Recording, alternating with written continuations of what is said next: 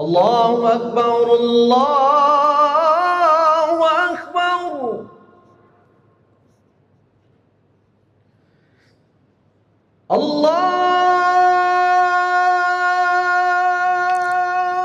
Assalamualaikum warahmatullahi wabarakatuh. Alhamdulillahi rabbil alamin, wassalatu wassalamu ala sayyidina Muhammadin sayyidil mursalin wa ala alihi wa sahbihi ajma'in. Amma ba'du, fa ya ayyuhal hadirun rahimakumullah, ittaqullah. Kaum muslimin, para jamaah salat subuh dan para pendengar radio Baitur Rahman dan RRI di mana saja berada, semoga selalu dalam ridha Allah dan diberikan kesehatan, taufik serta hidayah sehingga kita bisa selalu memperhambakan diri, memperbudakkan diri kita kepada Allah, wabil khusus pada waktu-waktu yang baik, waktu-waktu yang afdal seperti sepertiga malam ataupun qiyamul lail. Sebagaimana tema kita pada hari ini, pada subuh yang mulia ini, itu kembali kita membaca kitab Ayyuhal Walad, dan judul pada hari ini adalah Fadlu Qiyamil Laili, keutamaan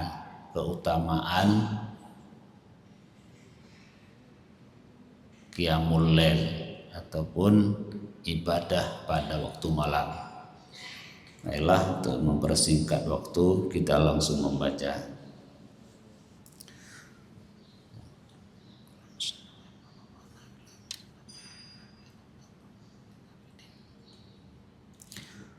A'udzu billahi minasyaitonir rajim. Bismillahirrahmanirrahim. Fadlu qiyamil lail, itu keutamaan beribadah pada waktu malam. Sebagaimana yang sudah pernah kita sampaikan, Allah menjadikan waktu ini berbeda. Berbeda-beda kelebihannya. Dia ada yang kalau istilah sekarang kemarin desilnya tinggi, ada yang desilnya rendah. Ada yang tinggi, ada yang rendah nilainya, sehingga memberikan konsekuensi hasil pada ibadah yang kita lakukan. Andai kita lakukan pada waktu ini, nilainya begini. Kalau kita lakukan waktu yang lain, nilainya yang lain. Makanya kemarin juga kita mengatakan 2 rakaat salat sunat pada waktu malam itu lebih banyak pahalanya dibandingkan 2 sunat pada waktu siang. Itu terserah salat apa saja. Juga malam itu dibagi minimal 3 kategori. Ada tengah, ada awal malam, tengah malam, dan akhir malam, sulus. Kalau orang Aceh mengatakan suluh yang akhi ba'da ihli, suluh yang akhi ba'da ihli.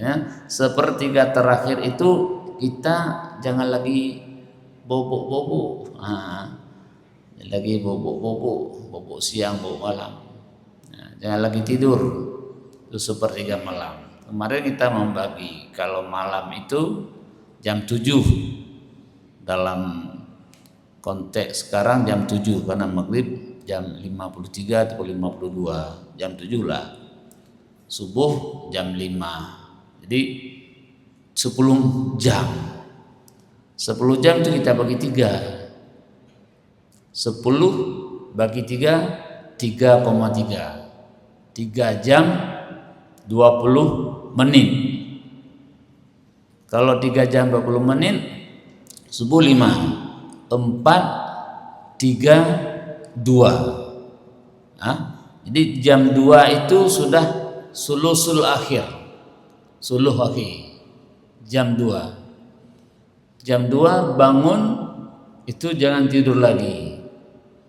Tapi kalau kami di pondok itu kadang jam 2 baru tidur. Jam setengah 2, jam 1 itu baru tidur. Nah, insya Allah jam 4 bangun. Dan jam setengah 2 kami tidur. Enggak semuanya, anak-anak enggak mungkin ya. Nah ini jangan takut apa lo. Anak di pesantren poh 2 yui. Bukan. Enggak, kalau anak-anak tetap jam 12 tidur. Jadi kalau pemangku di pondok itu ya telat sedikit itu sebagian. Tapi kita usahakan kalau bapak-bapak kan jadi nggak ada kegiatan yang ini, tidur awal, bangun awal itu lebih bagus. Dah. Ayyuhal walad, wahai anakku, kata Imam Ghazali, wahai anakku. Wa minal laili fatahajjaj bihi nafilatan lak. Ini ayat surat Isra. Surat Isra ayat 79. Jadi pada waktu malam maka bertahajudlah, beribadahlah, ibadah sunat. Itu amrun, ini perintah. Wa tahajjaj, maka bertahajudlah, salat tahajud. Ini ada yang salah dalam memaknai salat tahajud. Ya kalau secara etimologi bermakna tahajud ya terkejut. Nah, kalau terkejut dia bersunat tahajud. Kalau sengaja dibangunkan katanya enggak sunat tahajud. Nah, ini salah. Salat sunat tahajud adalah salat sunat yang dikerjakan setelah tidur walaupun sebentar. Balik aja berterkejut di baru sunat. Ya kalau terkejut gimana terkepak tuh, bergumpal. Jadi harus terkejut dulu kan. Kalau sengaja dibangunkan atau kita pakai alarm di handphone, kita bangun katanya nggak sunat, bukan. Ya walaupun kita duduk ya kita tertidur sambil duduk. Saya sambil nonton bola. Kadang-kadang sedang jeda istirahat, sedang komentar kita tertidur sebentar. Dan itu udah sunat, sudah ada kriteria untuk salat sunat tahajud. Nah, tuh. Walaupun bukan tahajud kita lakukan, misalnya kita qadha salat. Kita banyak tertinggal salat, kita qadha salat pada jam 3 malam. Itu malah wajib qadha salat. Pun sembahyang sunat taubat, sunat hajat, bermacam-macam. Itu nanti sudah masuk dalam kategori tahajud. Ya. Jadi tahajud itu salat sunat pada waktu malam itu bagian juga daripada usaha ikhtiar kita untuk menuntut makam kehambaan kita, derajat kehambaan. Ini kita baru mungkin kategori makhluk itu sudah pasti. Kita semua makhluk Allah. Sama juga dengan batu, kayu, itu makhluk Allah. Kita makhluk Allah. Tetapi untuk mencari, berjuang, memperoleh derajat hamba itu sulit. Nah, perlu proses, bukan simsalabim. Nah, tidak dengan simsalabim kita sudah menjadi hamba Allah. Nah, apakah dengan kerja wajib, kerja sunat? Nah, ada yang berpikir demikian. Kami wajib ya, tuntas kami tamam. Salat sunat pun alhamdulillah ada tahajud, qabliyah, ba'diyah, rawatib. Kami tidak menjadi tidak berzina, tidak minum arak. Apakah itu sudah cukup menjadi hamba? Belum. Ada lagi hal-hal yang harus diperhatikan. Misalnya bagaimana ibadah batin. Orang kadang hanya melihat dari lahiriahnya saja. Lahiriahnya saja. Padahal ibadah batin, sebagaimana dikatakan oleh Imam Al-Ghazali, itu ibadah itu ada ibadah lahir, al-a'malud zahirah, ada al-a'malul batinah, ibadah batin. Ini harus kita pahami. Kalau enggak, boleh dikatakan secara adat itu enggak bakal kita naik derajat hamba. Sebagaimana juga dosa, ada dosa batin, ada dosa zahir. Malah ibadah batin ini menjadi tolak ukur. Sering kami sampaikan, kata ulama itu, al-a'malud zahiratu la takunu salihatan maqbulatan illa bil a'malil batinah, illa bi a'malil qalbi. Ibadah yang zahir itu, amal yang zahir itu tidak menjadi la takunu salihatan maqbulatan illa bi wasitati a'malil qalbi. La takunu salihatan, tidak menjadi amal yang soleh. Umrah yang kita lakukan, haji yang kita lakukan, sedekah, zakat, salat siang dan malam, itu tidak dicatat oleh malaikat sebagai amal yang saleh. Tidak dicatat, tidak dianggap amal yang saleh illa biwasitati a'malil qalbi, kecuali dengan wasitah, dengan perantaraan amal hati. Bagaimana birokrasi hati kita dalam berinteraksi dengan yang lain. Kalau istilah A'agim dulu, manajemen kalbu. Beliau ada sebuah konsep oleh A'agim, membuat satu konsep dulu yang sempat viral, manajemen kalbu. Ini sama dengan dibuat juga oleh Imam Al-Ghazali. Dia ada 3 kategori dalam bagaimana memanage hati itu, membersihkan hati itu. Yang pertama, mungkin secara lengkap nanti kita bahas pada waktu yang lain secara umum. Yang pertama adalah takhalli dengan kha, mengosongkan diri daripada sifat yang tercela. Kemudian tahalli dengan ha, berpakaian dengan sifat terpuji. Yang ketiga baru naik kepada derajat tajalli, nampak kebesaran Allah. Ini mungkin rinciannya nanti bisa kita sampaikan pada waktu yang lain. Nah, intinya kita jangan menganggap diri kita sudah baik dengan banyak memaksimalkan diri kita melakukan ibadah yang lahir. Itu jangan. Ada lain yang harus menjadi tolak ukur, nilainya itu a'malul qalbi, rasa hati kita. Ayat selanjutnya dalam kitab Imam Al-Ghazali dalam kitab Ihya'ul Walad menyatakan wabil ashari hum yastaghfirun dalam surah Az-Zariyat, dan pada waktu sahur mereka itu hendak beristighfar, memperbanyak istighfar, memperbanyak pengampunan, minta ampun kepada Allah. Juga wal mustaghfirina bil ashar dalam surah Ali Imran, sebagai bentuk syukur dan zikir kita kepada Allah.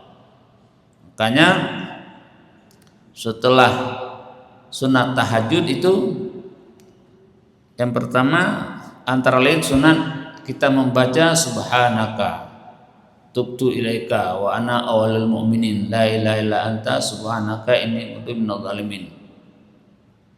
Subhanaka tubtu ilaika wa ana awwalul mu'minin la ilaha illa anta subhanaka inni kuntu minadh dhalimin. Itu 100 kali setelah sunat tahajud.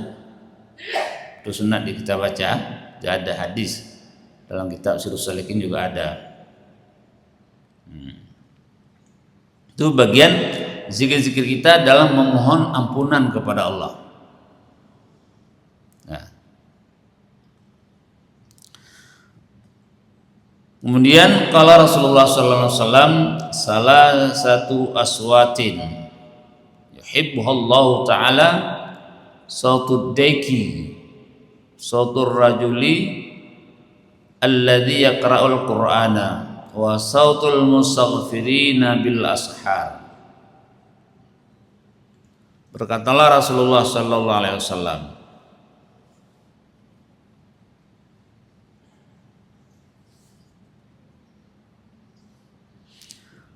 tiga suara dicintai oleh Allah.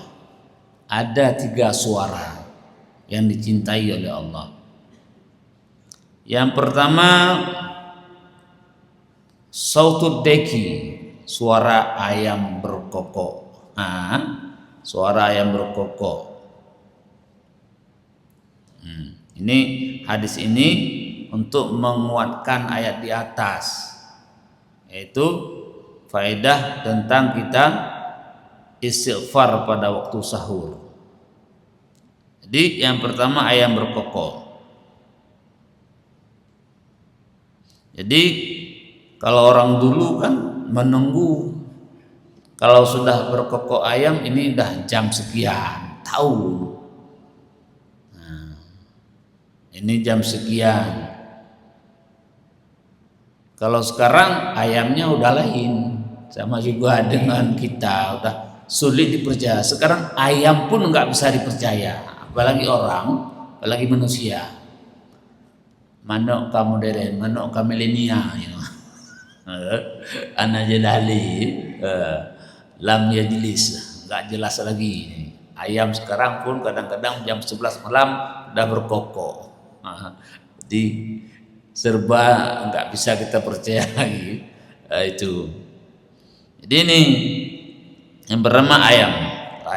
Kalau dulu ya membangunkan kita dengan suara ayam itu. Dulu nggak ada handphone, nggak ada alarm, nggak ada jam. Jadi orang berpedoman pada ayam, pada matahari, pada angin, semua jadi pedoman. Itu.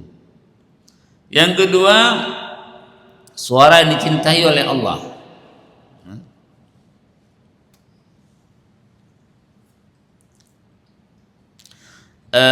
Yaitu sautur rajuli, suara laki-laki yang membaca Quran. Ini sudah banyak kita dengar daripada guru-guru kita tentang hikmah membaca Al-Quran. Nah, zikir yang paling baik adalah membaca Al-Quran. Tetapi kalau membaca Al-Quran, ya kita mungkin hanya bisa membaca berbeda pahalanya. Kita tahu apa yang kita baca dengan apa yang tidak kita tahu, berbeda. Minimal sekalipun kita tidak bisa berbicara dengan bilughatil arabiyah, dengan bahasa Arab, kita pahami. Kalaupun kita tidak bisa memahami makna Al-Quran yang kita baca, lafaz dalam salat itu kita pahami. Misalnya Rabbighfirli warhamni wajburni, itu apa maksudnya? Itu harus kita pahami. Ini bagian daripada kita sampai kepada esensi sebuah salat yang kita lakukan. Kalau tidak sampai kepada esensi ataupun hakikat salat yang kita lakukan, maka aura salat itu tidak membekas pada diri kita. Auranya tidak membekas, tidak bisa membentuk sikap kita, tidak bisa membentuk mindset kita. dalam menilai diri kita dan menilai kehidupan dan menilai dunia ini. Tidak bisa terbentuk dengan sebuah konsep yang baik, bentuk yang baik, model yang baik. Tapi salat sebagaimana inna salata tanha anil fahsya'i wal munkar. Salat itu bisa membackup kita daripada amal yang tidak baik. Tetapi banyak orang yang melakukan salat kok dia melakukan yang tidak baik. Lalu pertanyaan, di mana fungsi salat? Makanya ini salat yang kita lakukan ini belum sebagaimana yang dimaksudkan oleh Allah, dimaksudkan oleh Rasulullah. Nah, metode untuk kita sampai ke sana itu dengan kita memperbaiki bagan salat yang kita lakukan. Antara lain kita mengerti apa yang kita baca dalam salat. Mengerti dengan apa yang kita baca dalam salat. Itu kita maknai dengan pemaknaan yang sesungguhnya. Itu membawa kita menjadi khusyuk dalam salat. Inilah kesempurnaan salat. Nah, itu. Jadi suara yang kedua adalah membaca Al-Quran. Itu suara yang dicintai oleh Allah. Yang ketiga, sautul musafirina bil ashar. Nah, itu suara orang yang mengucapkan istighfar pada waktu sahur. Kalau kita katakan waktu sahur itulah nisful sulusul laili, pada sepertiga malam. Ini yang dimaksudkan di sini. Walaupun dalam konteks fikih berbeda. Dalam konteks fikih ini sedikit kita bawa ke fikih, bukan ranah tasawuf. Kalau fikih makan sahur dalam berpuasa. Kapan dikatakan makan sahur dalam berpuasa? Itu menjadi suatu sunat. Walaupun sah kita berpuasa tanpa kita makan sahur. Dikatakan sahur itu adalah nisfu, seperdua malam yang kedua. Artinya malam itu dibagi dua. Kalau tadi jam 7 sampai ke jam 5, 10 jam dibagi dua, 5, jam 7, jam 8, jam 9, jam 10, jam 11, jam 12. Nah, jadi baru dikatakan sahur dalam konteks fikih itu adalah jam 12 lebih setengah 1. Kalau kita makan jam 12 kurang 5, nah, ada yang berkata, alah kita makan sekarang aja lah, nanti nggak usah bangun lagi, azan subuh nanti kita bangun. Dia makan sahur, makanlah bukan sahur, jam 12 kurang 5, itu belum masuk kategori sahur. Enggak. Artinya dia enggak melakukan sunat makan sahur itu.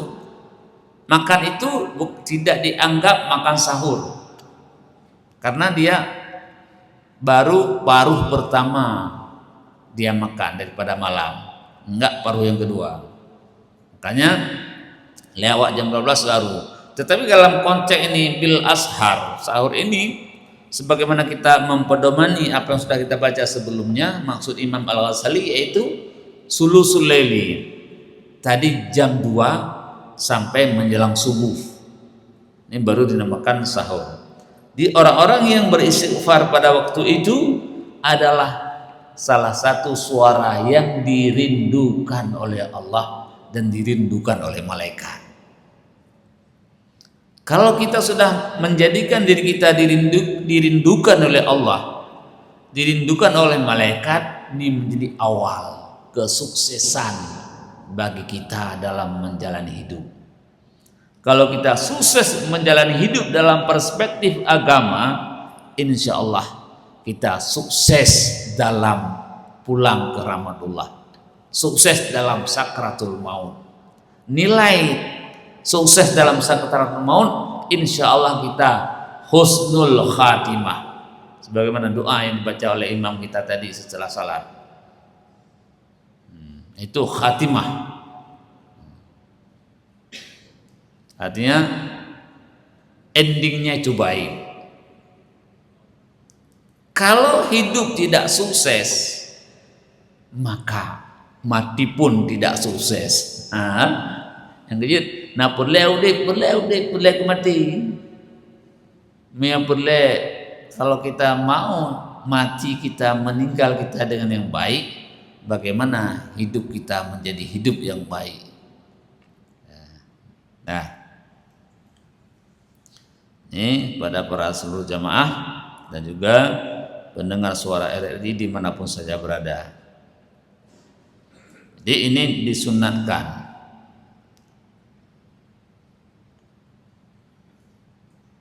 Kenapa pada waktu sahur itu ada nilai plus?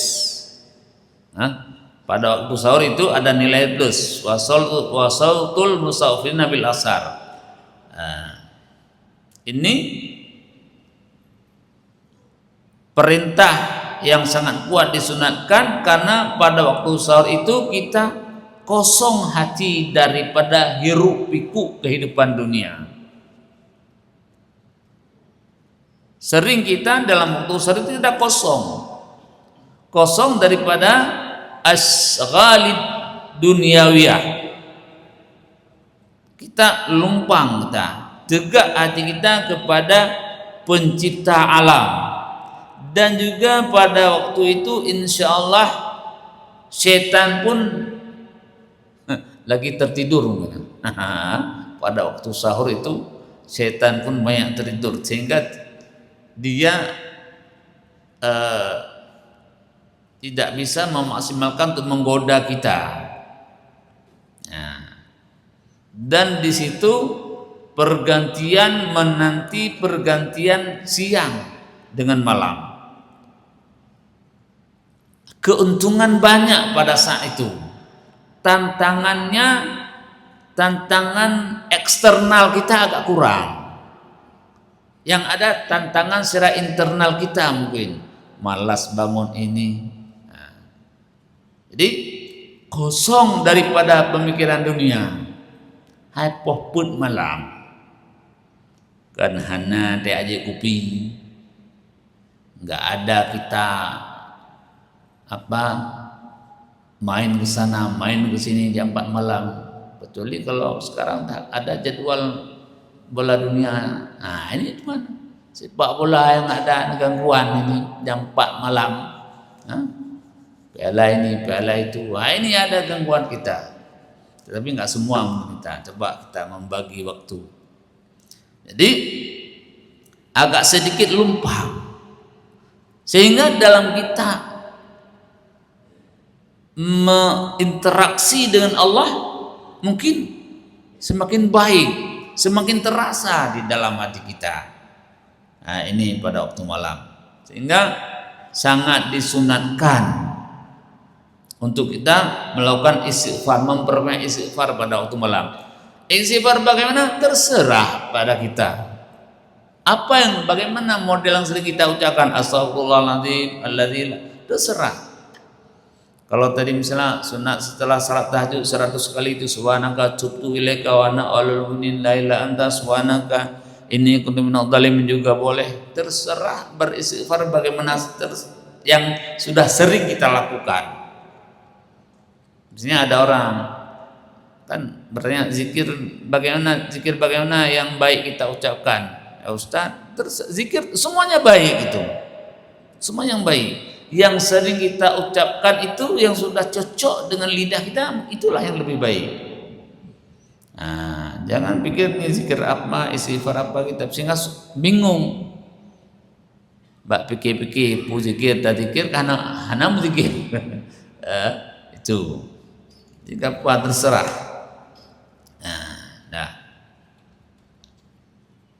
Makanya sedikit lagi kalau Sufyan Suri berkata, Sufyan Suri rahimahullah, innallaha ta'ala khalaqa rihan tahbu waqtal ashari tahmulul askara wal istighfar ilal mulkil jali ilal malikil jalilil jabbar.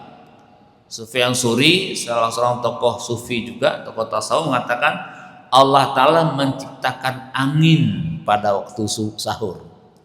Ada angin pada waktu sahur, yang angin itu membawa zikir kita dan istighfar kita kepada Allah Ta'ala. Kan misalnya dalam lagu kan sering diucapkan nih, pengarang lagu tahu juga nih, wahai angin bawalah suara hatiku ke sana, ke sana, ke orang lain ya. Wahai angin, ini tahu dia. Ini kata Sufyan Suri kan, kita jangan bawa ini bawa itu, bawalah zikir kita kepada Allah Ta'ala. Artinya makna bawa kepada Allah Ta'ala, kepada Allah meridai zikir kita, Allah menerima istighfar kita. Ini maka kaum muslimin rajamaah salat subuh di Masjid Raya Baitur Rahman, kepada para pemirsa pendengar Radio Baitur Rahman dan RRI di mana saja berada, inilah pengajian kita pada subuh yang mulia ini. Semua ke depan kita lebih menggelora semangat kita dalam membangunkan jiwa kita, bukan hanya membangunkan jasmani kita sebagaimana pelajaran beberapa kali yang lalu. Jadi untuk berzikir kepada Allah pada waktu sahur khususnya dan pada waktu yang lain, sehingga ikhtiar kita untuk merebut mahkota hamba Allah tercapai hendaknya. Amin amin ya rabbal alamin. Allahumma fi ila qawmi tarik, lebih kurang kami mohon maaf. Assalamualaikum warahmatullahi wabarakatuh. ربنا آتنا في الدنيا حسنة وفي الآخرة حسنة وقنا عذاب النار. وصلى الله على سيدنا محمد النبي الأمي وعلى آله وصحبه وبارك وسلم، والحمد لله رب العالمين. الفاتحة. أعوذ بالله من الشيطان الرجيم. بسم الله الرحمن الرحيم.